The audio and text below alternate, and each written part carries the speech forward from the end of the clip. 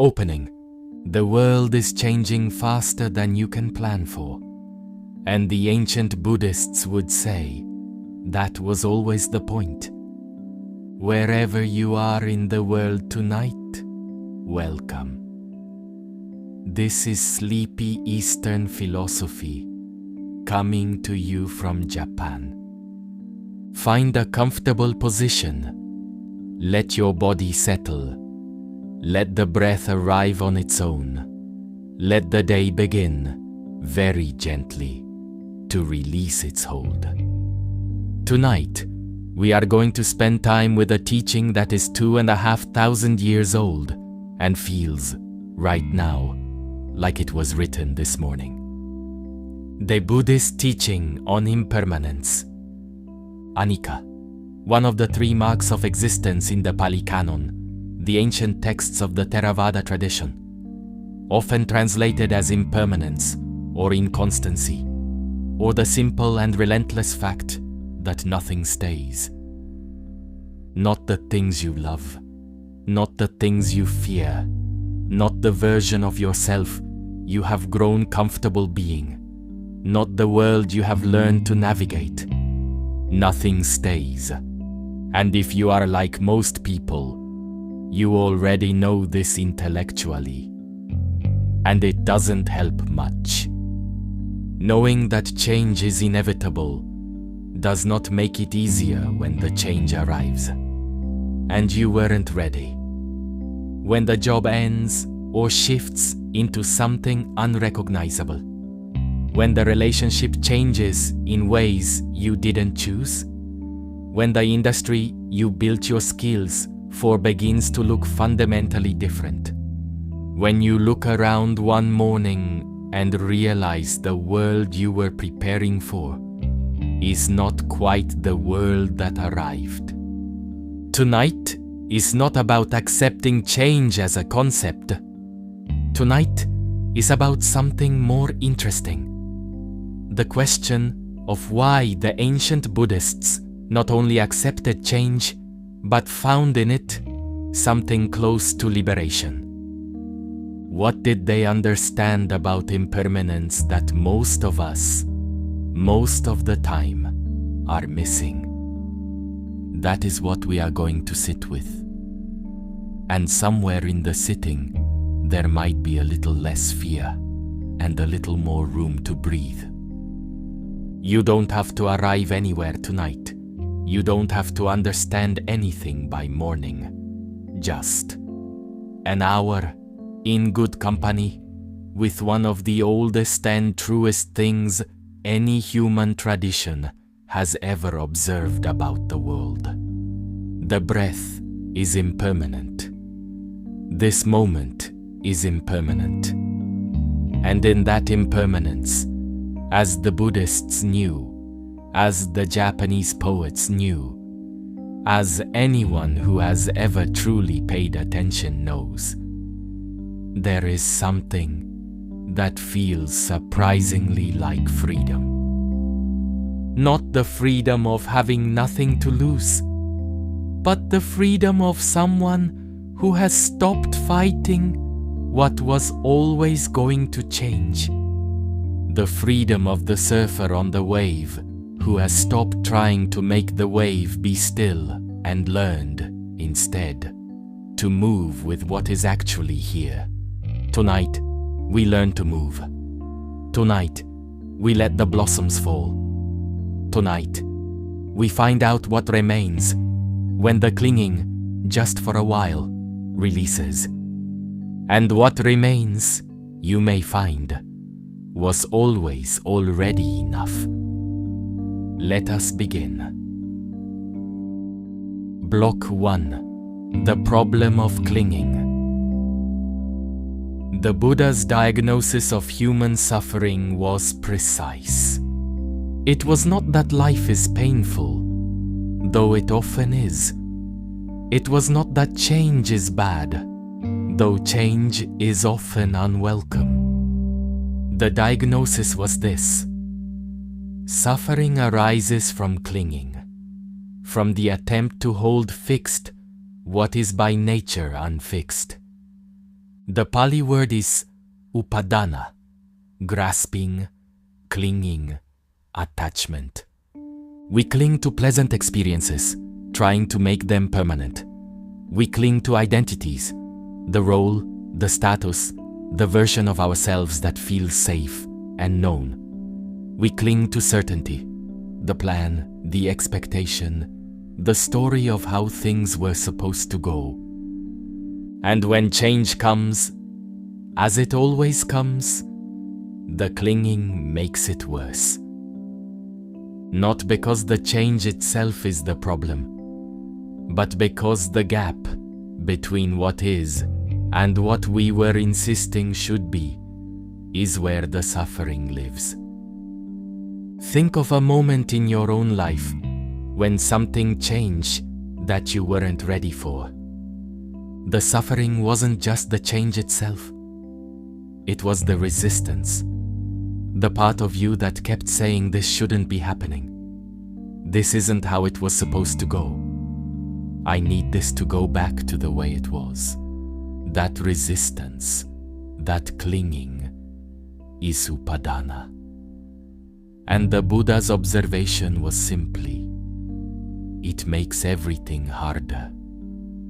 The change happens regardless. The clinging does not prevent the change. It only adds a layer of suffering to it. The suffering of fighting what already is. The ancient Buddhists didn't fear change because they had stopped clinging to permanence. Not because they were indifferent. Not because nothing mattered to them. But because they had understood something about the nature of things that made the clinging seem not only futile, but unnecessary. Here is the deeper insight. Clinging arises from a misunderstanding. We cling because we believe that if we hold on tightly enough, the thing we love will stay. That if we resist strongly enough, the change we fear will not arrive. But the Buddha's observation was that clinging does not change the impermanence of things. It only changes our relationship to them, and not for the better. The parent who clings to the child they once knew as the child grows into an adult, loses the relationship they are trying to preserve by refusing to meet the person the child has become. The worker who clings to the skills and frameworks of the past finds themselves unable to engage with the present. The self that clings to the version of the story in which things were simpler, more certain, more as they should be, cannot fully inhabit the story it is actually living. The clinging is always costing us something, and what it costs us is the present moment, which is, after all, the only place any of us actually live. Block 2. Anicca, the 3 marks of existence.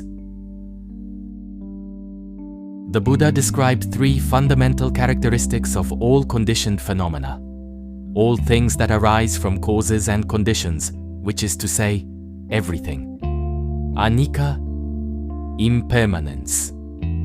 Dukkha, unsatisfactoriness or suffering. Anatta, non-self. These are the 3 marks of existence, and the first, anicca, is in many ways the foundation. Everything that arises, passes. Every state, every sensation, every thought, every circumstance. The pleasant and the unpleasant. The stable and the unstable. The things we built carefully and the things that fell into place. Sabbe sankhara anicca. All conditioned things are impermanent. This is not a philosophy of pessimism. The Buddha was not saying everything is terrible because it ends. He was pointing at something more precise, the mismatch between the nature of reality and our habitual relationship to it. Reality is impermanent. Our relationship to it is one of clinging, of wanting things to stay, of being surprised when they don't, of experiencing the natural movement of life as loss, rather than as simply movement. The Buddhist path is not about eliminating change. It is about changing the relationship to change. From resistance to fluency, from surprise to understanding, from the suffering of the unexpected to the spaciousness of someone who expected nothing else. The Japanese aesthetic tradition has a phrase for this: mono no aware, the pathos of things, the bittersweet recognition of impermanence that is, paradoxically, a form of beauty. The cherry blossoms are most beautiful precisely because they fall. The autumn leaf at its most vivid, just before it drops. The moment most fully felt when you understand it, is passing even as it arrives. Mono no aware is not grief. It is the fullness that comes from being present with what is, knowing it won't last, and choosing presence over protection. What makes Anicca so practically useful is that it applies without exception. There is no category of experience exempt from it. This means the difficulty you are currently experiencing, whatever its shape, whatever its cause, is also impermanent. The fear of change is impermanent. The resistance to change is impermanent. The version of the story in which things feel stuck or lost is impermanent. Anicca does not discriminate. It applies to the good and the bad, the wanted and the unwanted, the easy and the difficult. And in that symmetry, once you really feel it, not just understand it, there is something that loosens. A grip that has been tight for a long time begins to soften. Not because you've decided to accept something, but because the nature of things makes the grip unnecessary. Block 3. The raft and the finger, pointing at the moon. The Buddha was a precise teacher.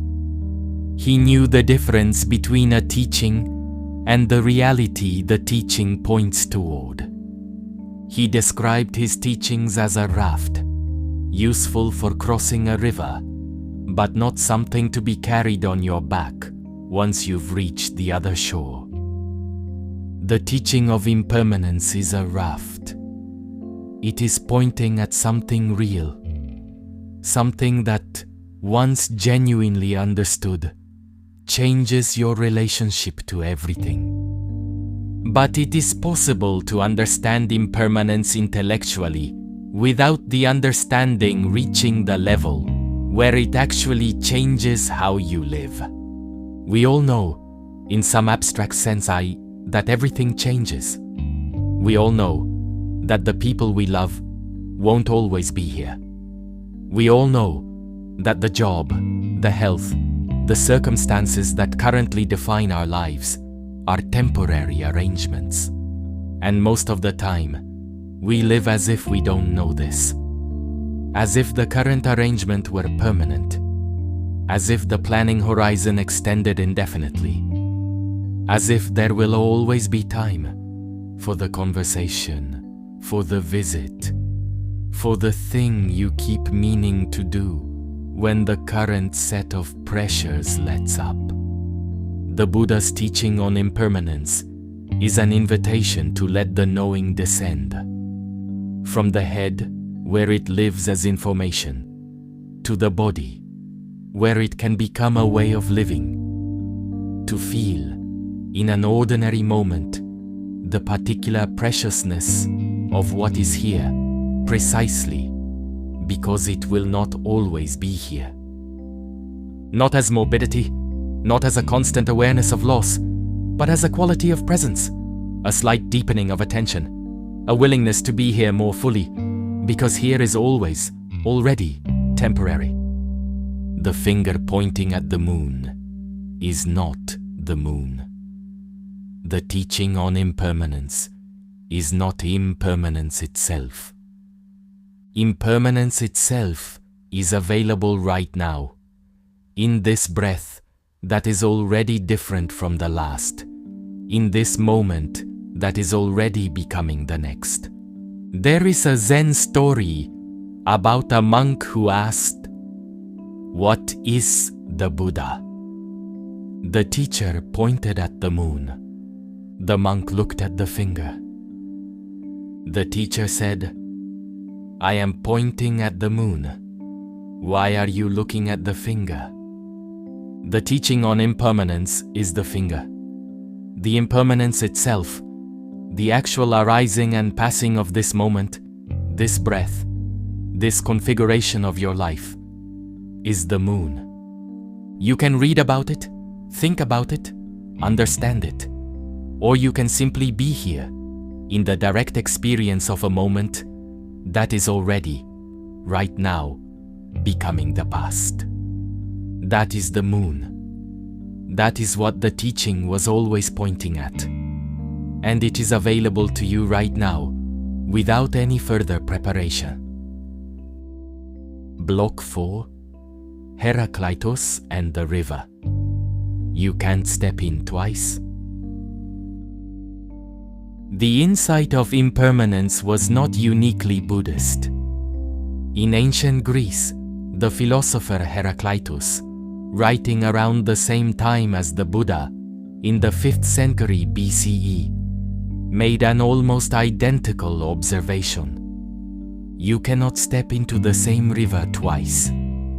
The river that you stepped into yesterday is not the river you step into today. Different water, different banks, different light, different temperature. The name persists, the river does not. Heraclitus went further. Panta rei, everything flows. The logos, the underlying rational principle of the universe, is not a fixed order, but a dynamic tension. Everything is in constant motion. Change is not an interruption of the normal order. Change is the normal order. What is interesting about the parallel between Heraclitus and the Buddha is that two of the most profound thinkers in human history, separated by thousands of miles and very different cultures, arrived independently at the same observation about the fundamental nature of reality. This is not coincidence. It is the kind of convergence that suggests they were both pointing at something genuinely true. The world is in motion. Everything arises and passes.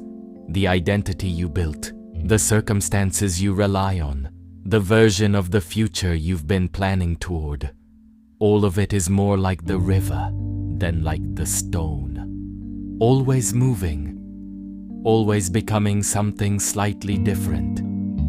Never quite what it was a moment ago. The stone itself, of course, is also moving, just more slowly. Given enough time and enough water, even the stone becomes sand. This is not a counsel of despair. It is an invitation to accuracy, to see the world as it actually is, rather than as the fixed and manageable object we sometimes need it to be. Heraclitus also observed that opposition is generative, that the tension between forces, the river and the stone, the fire and the fuel, is not a problem to be resolved. It is what makes things real. Change is not only loss, it is also the source of everything new. The friction of impermanence against our desire for permanence is itself what generates depth, understanding, growth. The river carves the canyon, not despite the resistance of the stone, but through it. Your life is being carved. Not despite the changes that feel difficult, but through them. What the canyon will look like when the carving is done, you cannot see from here, but the carving is real, and the water knows its work. Block 5. Dogen and the practice of each moment. Dogen Zenji, the 13th century Japanese founder of Soto Zen, whose writings we encountered in earlier episodes, had a phrase that speaks directly to tonight's theme. Shoji, life and death, or birth and death, was for Dogen not a problem to be solved, but the fundamental texture of existence to be lived.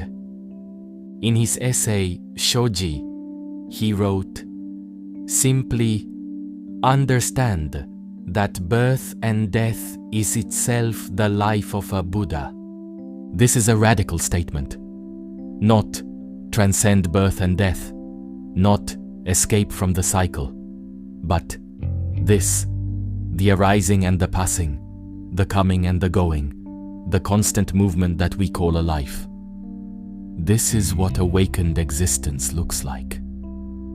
Dogen's practice of shikantasa, just sitting, is, in one sense, a practice of being fully present with change as it happens. Each moment of sitting is not a preparation for the next moment. It is complete in itself.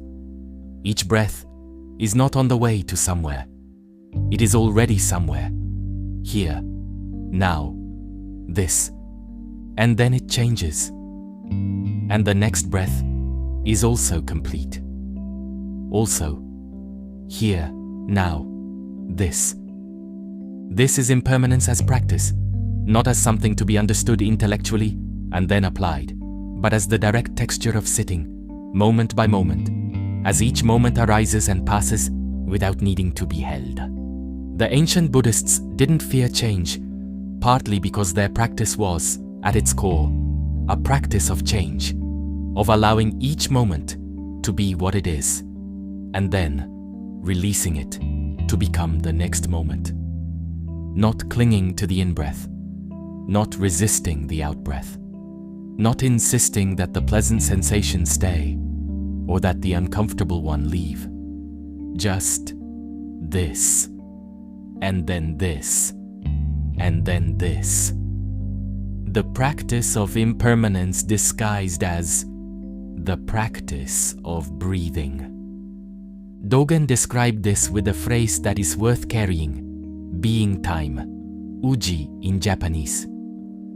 Each moment is both being and time simultaneously. You cannot have the being without the time. You cannot have the presence without the passing. The moment is real precisely because it is moving. The experience is vivid precisely because it is temporary. To resist the passing is to lose the being. To cling to the moment is to miss the moment. The practice is simply here, fully here, without needing here to be forever. Block 6. Impermanence and the gift of endings. There is something counterintuitive in the Buddhist relationship to endings. Most of us experience endings as losses. The job that ends, the relationship that changes, the phase of life that closes, the version of the world we had learned to navigate that quietly becomes the old version. The Buddhist tradition does not deny that endings involve loss. It does not say, don't grieve, don't mourn, don't feel the weight of what has changed. What it offers instead is a reframing, not of the feeling, but of the meaning. Every ending creates space. Every passing creates room for what comes next. Every change, however unwelcome, is the world making itself new. The Japanese concept of wabi-sabi, the beauty of imperfection, incompleteness, and impermanence is rooted in exactly this recognition. The cracked tea bowl, repaired with gold in kintsugi, is more beautiful for having broken. The moss-covered stone is more interesting than the smooth new one. The weathered wood speaks of time in a way that the fresh-cut plank cannot. Wabi-sabi does not aestheticize suffering. It recognizes that the marks of change, the wear, the repair, the evidence of time, are not blemishes on reality. They are reality. And there is a quality of acceptance available when you stop trying to edit reality into something more permanent, more perfect, more stable than it actually is. The ancient Buddhists practiced this acceptance not as a spiritual achievement, but as a daily discipline. Each morning, everything has changed since yesterday. Each breath, this moment, is already not the same as the last. Each loss, the world is making room for something new. This is not denial. This is the opposite of denial, a willingness to see what is, including the impermanence of what is, and to find in that seeing not despair, but a kind of tender clarity. Kintsugi, the art of repairing broken pottery with gold, is perhaps the most beautiful metaphor for this. When a bowl breaks, the ordinary response is to discard it or hide the cracks. The kintsugi response is to repair it with gold, to make the breaks visible, even beautiful, to treat the history of breakage as part of the bowl's value rather than a flaw in it. The bowl is more beautiful for having broken. The story is richer for the difficulty it contains. The life is deeper for the changes it has weathered. Not in spite of the impermanence, because of it. Block 7. The modern fear of change. There is a reason impermanence feels more threatening now than perhaps at any other point in recent history. The pace of change has accelerated. Not just technological change, though that is real, and its consequences are significant, but the rate at which the frameworks we use to understand our lives are themselves changing. The career path that used to be stable for decades now requires renegotiation every few years. The skills that took years to develop become less central as the tools change. The social structures that once provided a stable backdrop have become subjects of ongoing debate and revision. The ground is moving, and unlike previous generations, who could reasonably expect a working life spent largely within a single stable framework, many of us are being asked to navigate multiple major shifts within a single lifetime. This is disorienting. It is genuinely difficult. The Buddhist teaching on impermanence does not make the difficulty disappear, but it does offer something that modern life rarely provides. A framework in which change is not the exception, but the norm. In which the expectation is not stability, but constant arising and passing.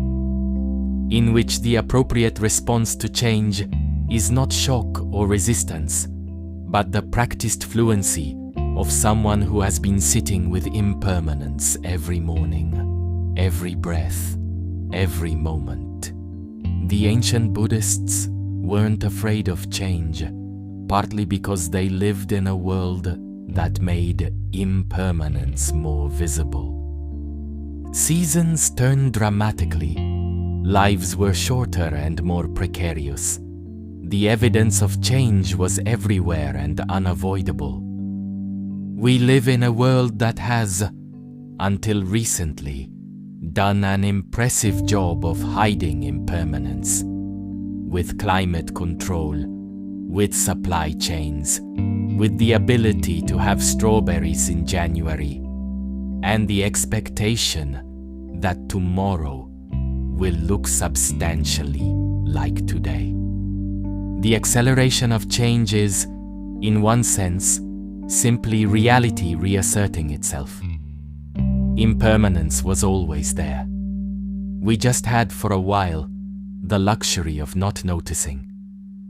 What the Buddhist tradition offers is not comfort in the face of this acceleration. It offers something more durable than comfort. A relationship to change that does not require the change to slow down. The surfer doesn't need the waves to become smaller. The surfer learns to ride what arrives. The practitioner of anicca doesn't need the world to become more stable. The practitioner learns to be at home in the motion itself, to find ground not in the fixed, but in the fluid, not in the permanent, but in the present. Block 8. The second arrow.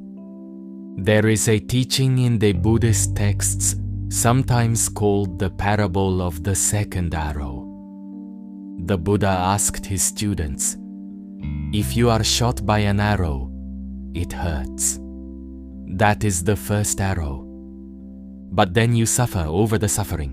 You ask, 'Why me?' You think, 'This shouldn't be happening.' You fear, 'What if the pain never stops?' You regret, 'If only I had done things differently.' That is the second arrow. The first arrow is unavoidable. Life contains pain, loss, difficulty, change. Some of this is simply the condition of being alive. The second arrow is optional. It is the additional suffering that comes not from the event itself, but from our relationship to the event, the resistance, the rumination, the insistence that things should be different than they are. Applied to impermanence, the first arrow is the change itself, the loss, the ending, the disruption. This is real, and it hurts. The second arrow is the layer on top, the suffering over the impermanence, the wish that things were permanent, the exhaustion of fighting what cannot be stopped. The Buddhist practice is not to avoid the first arrow. That is not possible. The practice is to recognize the second arrow, to see it clearly enough that you can choose, sometimes, not to shoot it. Not by suppressing the feeling, not by pretending the change didn't happen or didn't matter, but by meeting what has changed with a quality of presence and acceptance that allows the first arrow to do its work and pass, without adding the second. This is difficult. It is, in many ways, the practice of a lifetime. But the direction is available right now, in this breath, in this moment of noticing. This is what is, not what should be, not what was, what is. And what is, right now, is already complete. Consider the specific changes in your life that are currently causing you difficulty. For each of them, the first arrow is the change itself, real, acknowledged, allowed to hurt. The second arrow is the story, that it shouldn't have happened, that things should still be as they were, that you cannot move forward from here. The practice is not to argue with the story, not to replace it with a more positive story, but simply to notice it as a story, one layer added on top of what is already there, and to ask gently, what remains if I set the story down just for this moment? What is here, underneath the second arrow? Often, just this, just the breath, just the body, just the ordinary, sufficient, already present moment of being alive. The first arrow is still there, but without the second, it is simply what it is. Pain, yes, but not the elaborated suffering that turns pain into a problem with no solution. Just this, and the possibility of the next thing. The second arrow teaching is, in a sense, the most practical thing the Buddha ever said, because it gives you somewhere to direct your attention in the middle of difficulty. Not toward fixing the first arrow, that may or may not be possible. Not toward accepting the first arrow. Acceptance is often too large a project for the middle of pain. But toward noticing the second arrow, just noticing. Oh, I'm adding this layer. I'm adding the story that this shouldn't be happening. I'm adding the fear that this will last forever. I'm adding the comparison to how things used to be. Noticing the second arrow doesn't immediately remove it, but it creates a tiny gap, a moment of space between the experience and the elaboration of the experience. And in that gap, something is possible that wasn't possible before. The possibility of not adding the next layer, of letting the first arrow be what it is, without the second making it worse. This is impermanence made practical. The change happened. The first arrow landed. You cannot unhappen the change. But the second arrow, the suffering over the impermanence, the wish that things were different, the exhaustion of fighting what cannot be stopped, that is something you can, sometimes, gently choose not to add. Not always, not perfectly, not tonight necessarily in its fullness, but in the direction of leaning toward, one breath at a time. Block 9. Cherry blossoms and the Japanese relationship to impermanence. No culture has made impermanence more central to its aesthetic than Japan. Mono no aware, the pathos of things, permeates Japanese art, literature, and daily life in a way that is difficult to fully translate but immediately recognizable. The Hanami tradition, the practice of gathering under cherry blossom trees to observe the flowers, is not simply an appreciation of beauty. It is a ritual acknowledgement of impermanence. The cherry blossoms last approximately 2 weeks. Their beauty is inseparable from their brevity. A cherry tree that bloomed forever would not inspire Hanami. It would simply be a tree. The Japanese poet Motori Norinaga wrote of Mono no aware. The heart that is moved by the sight of cherry blossoms falling is a heart that understands something true about the nature of existence. Not a heart that is sad about impermanence. A heart that is open to it, that allows the falling of the blossoms to be felt fully, without defense. This quality of openness to impermanence, this willingness to be moved by what passes rather than to protect yourself from the moving, is what the ancient Buddhists cultivated through years of practice. And it is available to you tonight, not through years of sitting, though sitting helps, but through the simple act of allowing this moment to be temporary. This particular dark, this particular breath, this particular configuration of your life that has brought you here tonight, it won't last. Nothing does. And in that not lasting, is the full weight of its preciousness. The Japanese have a word for this quality of attention, ichinen.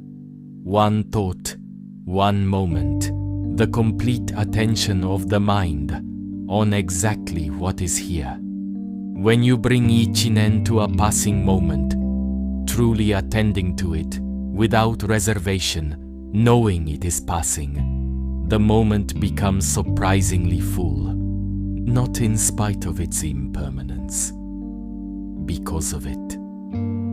The blossoms falling have concentrated your attention. The knowledge of ending has sharpened your presence. The impermanence has, paradoxically, made the moment more real, not less. Block 10. Thich Nhat Hanh and the Cloud That Never Dies. The Vietnamese Buddhist teacher Thich Nhat Hanh, whose life spanned nearly a century and whose teachings on mindfulness and interbeing have reached millions of people worldwide, had a way of talking about impermanence that is worth sitting with tonight. He would ask, "Has a cloud ever died?" Take a cloud. It changes shape, drifts, disperses. What we call the cloud's disappearance is simply its transformation into rain, into mist, into the moisture that becomes next season's cloud. The form changes. The substance continues. This is not a claim about the soul or the afterlife. It is a more immediate observation that what we call ending is usually transformation. The job that ends becomes the skills that remain, and the relationships that persist, and the experience that shapes the next thing. The relationship that changes becomes the understanding it produced, the ways it shaped you, the capacity for connection that it opened or closed. The version of yourself that you are letting go becomes the compost for the version that is emerging. Nothing is simply lost. Everything is transformed. This is not a prescription for bypassing grief. Grief is the appropriate response to genuine loss. And Thich Nhat Hanh, who spent decades in exile watching his country suffer, knew grief better than most. But underneath the grief, in his understanding, was something that did not end. The love, the connection, the care, which had only changed form. The cloud is still there, he would say, just not in the same form. Tonight, the things that have changed in your life, the things you are mourning or fearing or resisting, where are they now? Not gone, perhaps. Transformed. Different in form. Still present in some way you haven't fully seen yet. Thich Nhat Hanh also spoke of interbeing, the deep interdependence of all things. The cloud contains the ocean. The ocean contains the rain. The rain contains last year's cloud. Nothing stands alone. Nothing ends completely. Everything is woven into everything else in a web so complex that tracing the threads quickly becomes an act of wonder rather than an act of loss. The thing you are grieving tonight, where are its threads? What does it touch? What does it feed? What will it become? You may not be able to see clearly from here, but the transformation is happening. The cloud is becoming rain. The rain is becoming the river. The river is finding its way to the sea. Block 11. Impermanence as Permission. There is one more dimension of impermanence worth exploring before we move towards sleep. Impermanence is not only a description of loss, it is also a description of possibility. If everything that is fixed will eventually change, then so will everything that is broken. The situation that feels permanent in its difficulty is not permanent. The version of yourself that feels stuck is not the final version.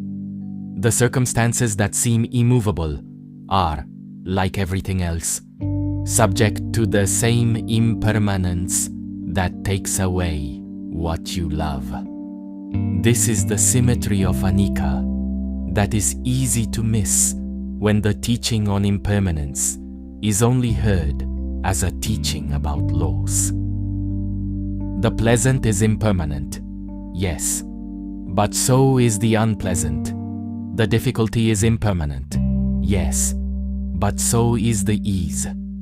The current situation is impermanent. Whatever situation replaces it will also be impermanent. There is something genuinely liberating in this, if you let it land.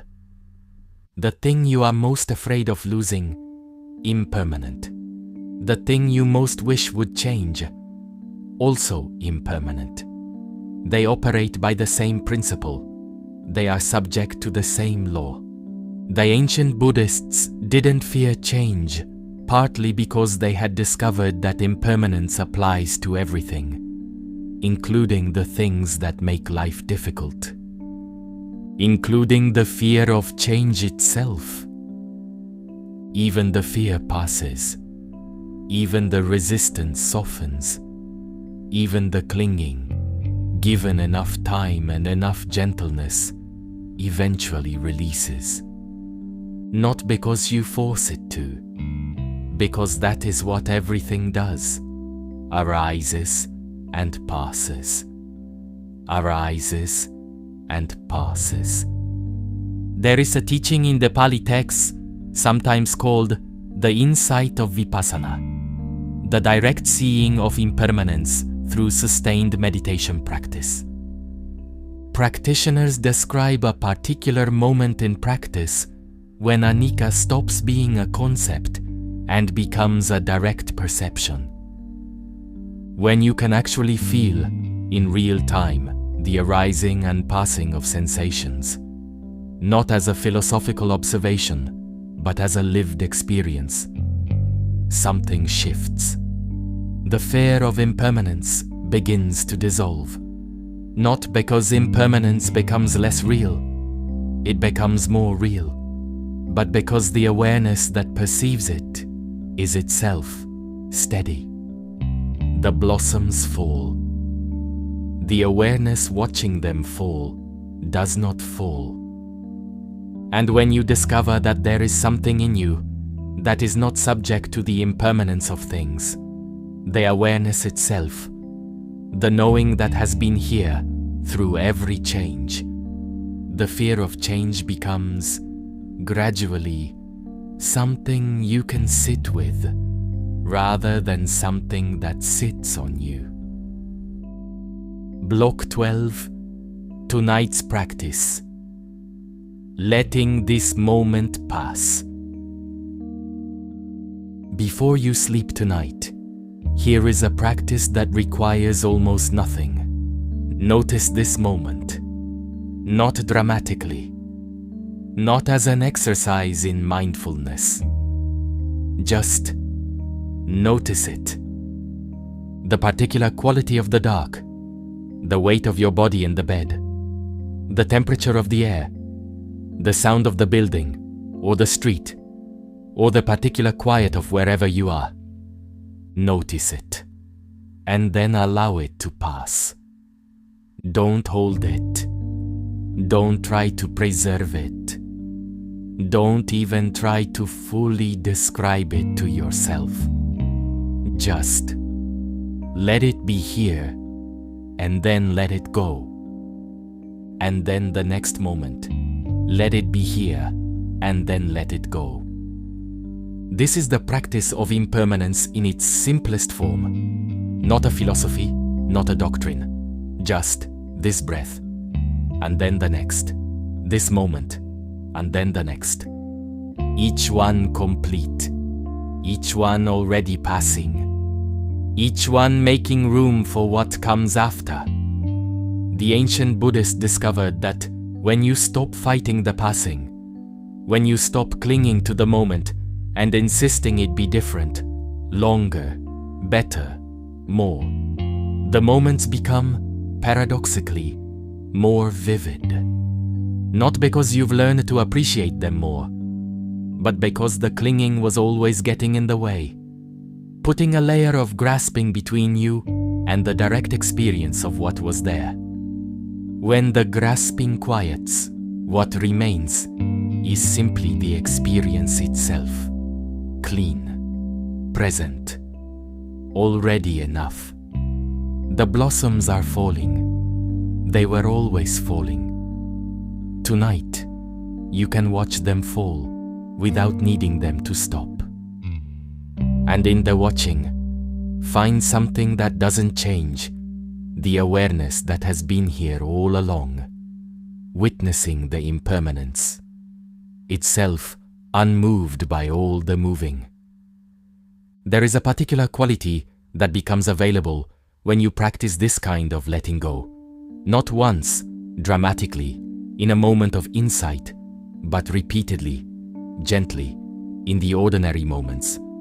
The breath comes, you notice it, you let it go. The thought arises, you notice it, you let it go. The sensation changes, you notice the changing, you let it go. After a while, something shifts. Not a dramatic shift, more like a gradual relaxing, a loosening of the grip that you didn't know you were maintaining. The Buddhist teachers call this vipallasa, dissolving. The mistaken perception that things are permanent, gradually loosening its hold, as direct experience reveals the impermanence, again and again. You do not have to achieve this tonight. You do not have to do it correctly. You only have to do it once. This one breath, this one letting go. And that is the practice already underway. The rest follows on its own. The river moves, the blossoms fall. You are already in the middle of the impermanence. You always were, you always will be.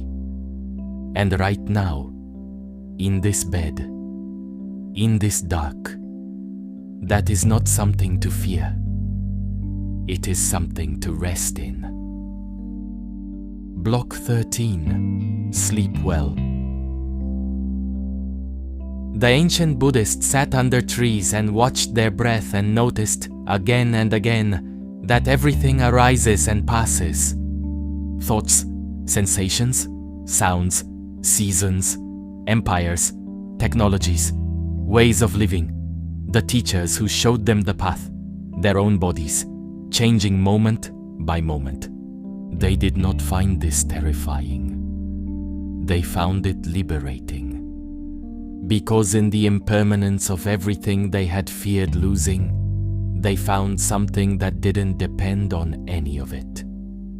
An awareness that was present before the pleasant experience arose and remained after it passed. That was there in the difficulty, and there when the difficulty lifted. That could not be changed by the changing of things, because it was not a thing. It was the knowing of things. And here is what they also discovered, something the texts return to again and again, something that every practitioner who has sat long enough eventually finds.